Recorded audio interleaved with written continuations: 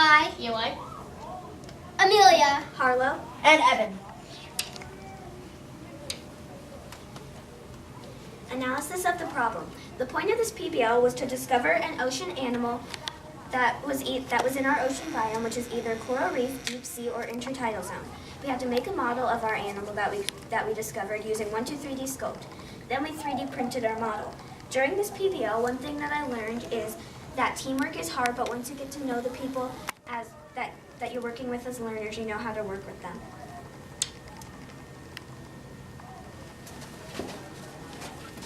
Discovery log, March 26, 2029.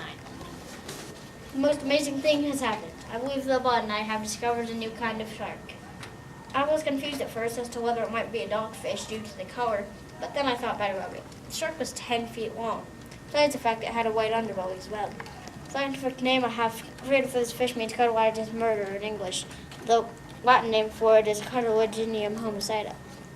Its man-made is used by other biologists, but I will stand my ground. It's quite an amazing specimen.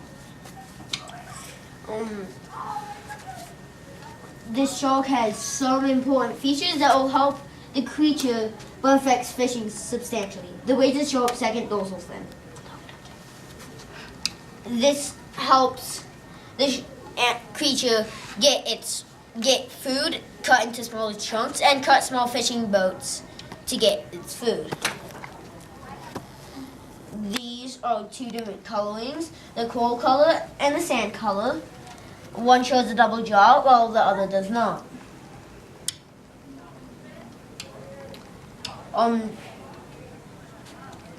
This creature kills anything within 20 feet and is extremely protective of its young. And like I said earlier, it will follow fishing boats for food.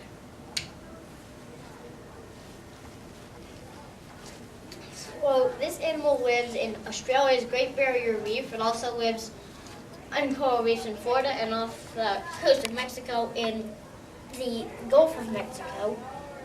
It also lives in the sunlight zone because coral reefs do not go very deep.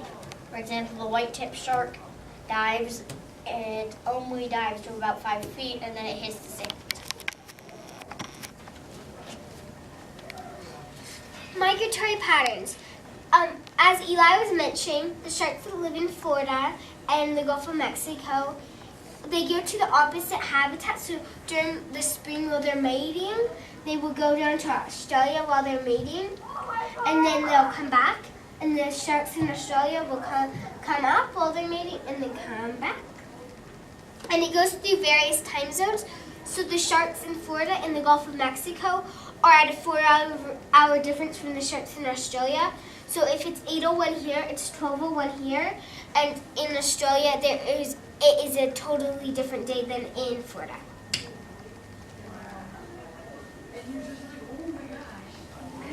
Predators and prey.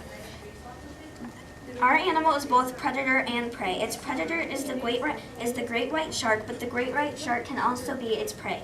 Its prey consists of moray eels, seagulls, stingrays, schools of fish, and fire coral.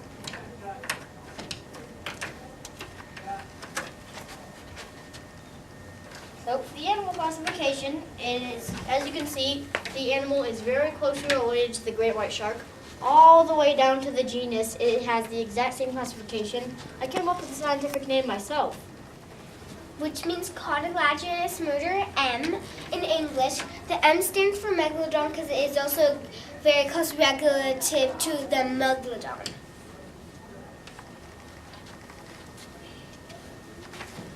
Adaptations. Our shark adaptation include a shock tail that can shock without touching things, a swim fin, a double jaw to help it catch its prey, and a slicer fin.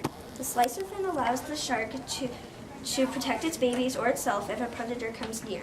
The shock tail helps the shark kill small prey. The double jaw helps it eat live prey that may be bigger than the shark. Lastly, the swim fin helps it swim faster.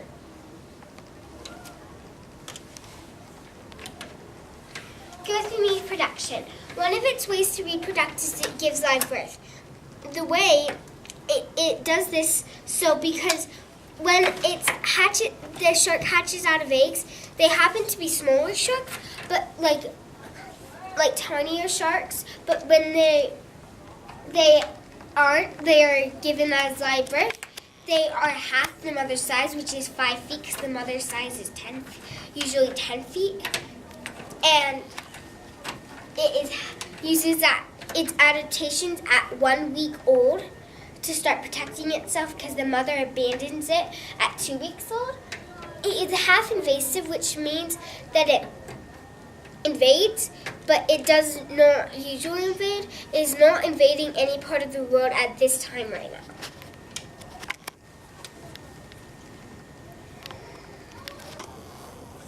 This is a sponsorship. As you can see, we use MakeBot Industries, National Geographic, Scope Plus, NOAA, Monterey Bay Aquarium, Colorado STEM Academy. And we also use Google, the Downtown Aquarium, for a field trip, Skype at Dr. Mickey, Wikipedia, and YouTube. Thank you for watching. Any questions?